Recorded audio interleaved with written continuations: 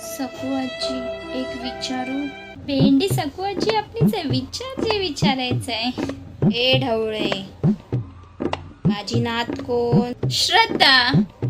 मग सकू आजी कोणाची? श्रद्धाची. तुम्ही दोघं माझं ऐकाल का? हा बोल ना भेंडी.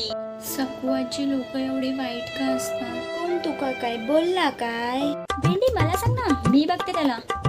नाही मम्मा बाबा काय बोलले का? भेंडी ह्यांना तर मी काय नाही करू शकत, पण डोंट वरी, माझं घर आहे ना, माझ्या घरी शिकलो. आणि राहिली गोष्ट तुला ॲडजस्टेडचं मी करून टाकेन. बडी बात नाही क्यों सकू आजी? ए ढवळे, आता एक शब्द पण तोंडातून काढतलंयस ना तर तुका ढवळून टाकतलंय, लक्षात ठेव.